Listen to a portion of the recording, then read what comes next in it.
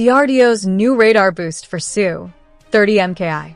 DRDO is developing the Virupaksha AESA radar for the upcoming Super-30 upgrade of the Su-30 MKI fighter fleet.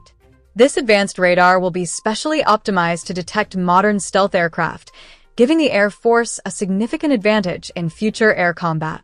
Virupaksha will offer longer detection ranges, better tracking of multiple targets, and improved resistance against electronic warfare.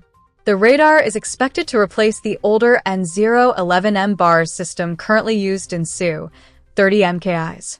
With this upgrade, India aims to enhance its frontline fighters to handle emerging threats in the region.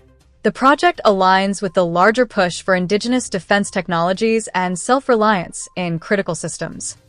HLFT 42 jet targeted for 2031. India's upcoming HLFT 42 trainer-cum-light combat jet is progressing well, with the rollout planned for 2031 to 32. According to reports, the final design is expected to be frozen next year, allowing full-scale development to begin. The aircraft is being designed to train fighter pilots for modern combat while also performing light attack missions. It will feature advanced avionics, digital cockpit systems, and improved safety features for training.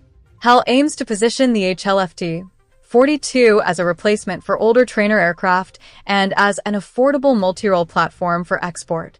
The project supports India's long-term goal of expanding indigenous aircraft production and strengthening its aerospace capabilities. Army boosts low-altitude defense. The Indian Army has begun reorienting its MANPADS units to strengthen defense against low-flying cruise missiles. These missiles often fly close to the ground to avoid detection, making them harder to intercept with traditional air defense systems. By repositioning MANPADS teams and updating their engagement procedures, the Army aims to create a tighter and faster response network. The move is part of a broader effort to counter emerging aerial threats, including UAVs and precision-guided munitions. Additional training, improved coordination with radar units, and quicker deployment tactics are also being introduced. This reorientation significantly enhances ground-based air defense readiness along critical sectors. KC-46A gains edge in tanker bid. Airbus is facing a fresh challenge in the Indian Air Force's tanker competition as Boeing's KC-46A appears to gain momentum. The shift comes at a time when HAL and Israel Aerospace Industries are progressing with their program to convert used civilian aircraft into mid-air refuelers. This conversion plan could lower costs for the IAF, making Airbus's A330 MRTT a tougher choice. Meanwhile, the KC-46A is being viewed more favorably due to its newer systems, higher automation, and ongoing U.S. Air Force upgrades.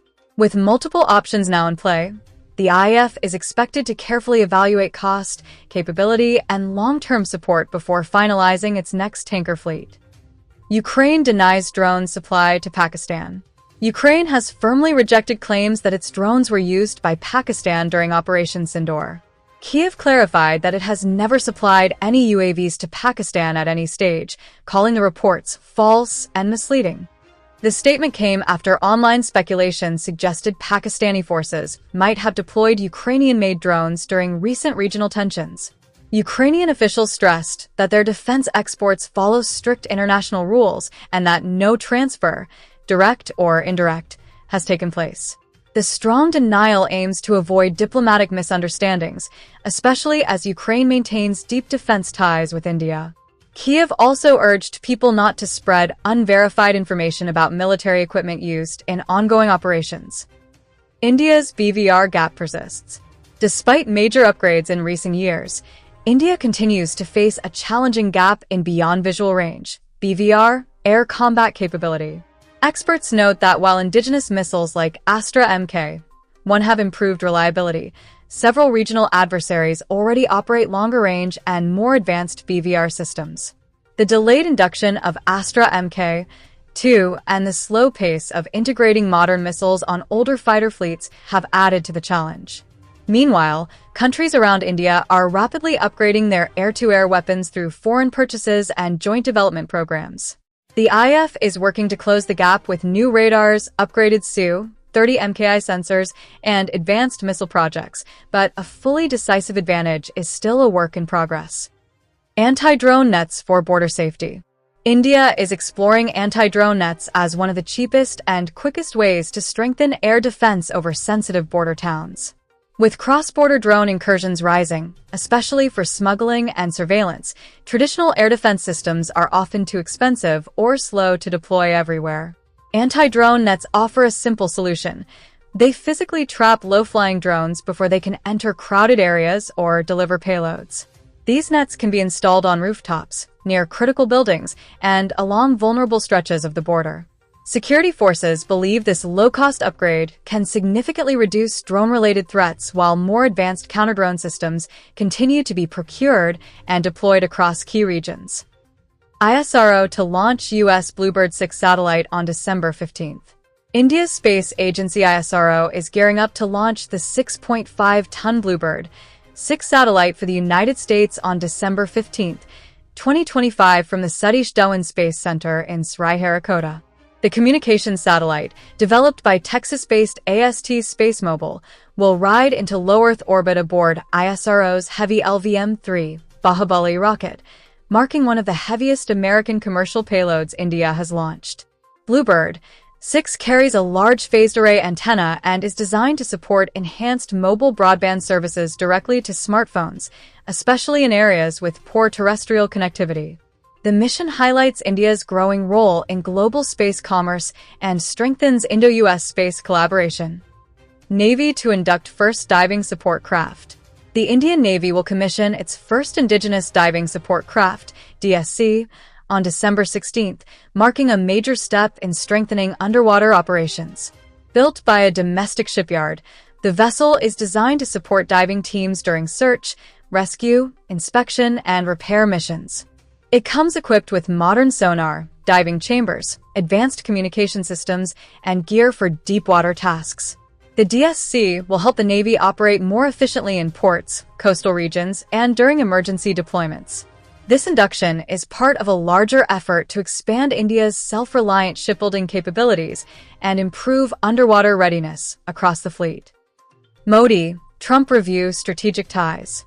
Prime Minister Narendra Modi and U.S. President Donald Trump held a warm and engaging phone call on Thursday to review the progress of the India-U.S. comprehensive global strategic partnership. Both leaders expressed satisfaction with the steady strengthening of bilateral cooperation across defense, technology, trade, energy, and security.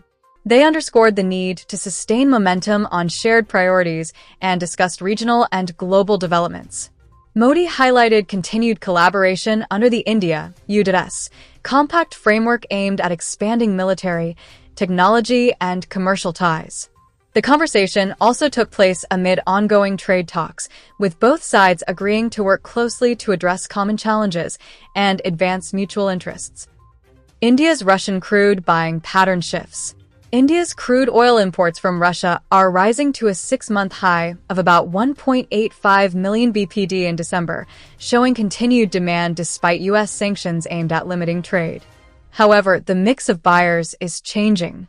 Nayara Energy has sharply increased intake at its Vadner port, even beyond its processing capacity, suggesting stockpiling, while Reliance Industries has cut its Russian crude purchases to align with Western sanctions.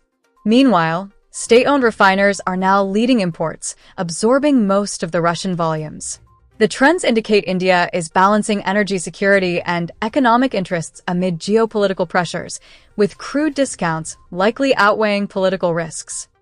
Ex-ISI chief Faiz Hamid gets 14-year term. Pakistan's former Inter-Services Intelligence (ISI) chief, retired Lieutenant General Faiz Hamid, has been sentenced to 14 years in prison by a field general court-martial, marking an unprecedented conviction of a former spy chief in the country.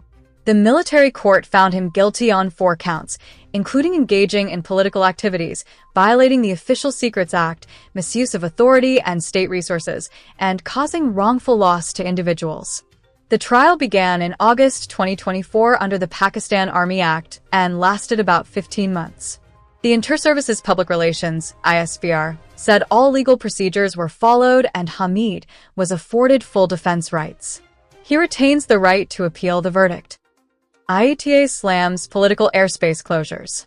The head of the International Air Transport Association, IATA, Willie Walsh, has criticized the rising trend of countries closing their skies for political reasons, calling it completely unacceptable. He emphasized that airspace should remain open to all carriers when there is no safety or security risk, warning that political closures disrupt global aviation and raise operating costs for airlines. Walsh's remarks came amid ongoing airspace restrictions between India and Pakistan, where each has banned flights from the other following recent tensions. IATA says such closures not only hurt airlines financially, but also complicate route planning, increase fuel use, and undermine global connectivity. Terrorists land in Doda attached. Authorities in Jammu and Kashmir's Doda district have attached the ancestral land of Pakistan-based Hizbul Mujahideen terrorist Zahid Hussain as part of a sustained anti-terror crackdown.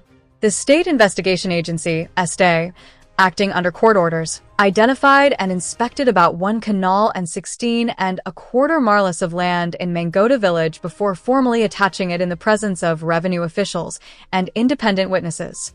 Hussain, who is wanted in a terror case registered in 2022, reportedly operates from across the border and has been accused of using social media to radicalize and recruit local youth for militant activities.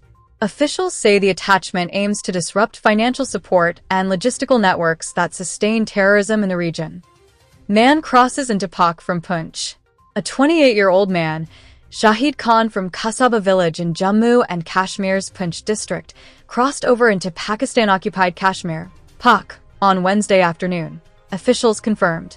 He reportedly went to attend a marriage function in the forward village of Kearney and is believed to have crossed the line of control, LOC, around 3:15 p.m.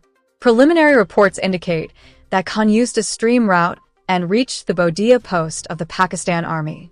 Authorities are investigating the circumstances of his crossing, including whether it was intentional or accidental, and have initiated efforts to establish contact and assess security implications in the sensitive border area.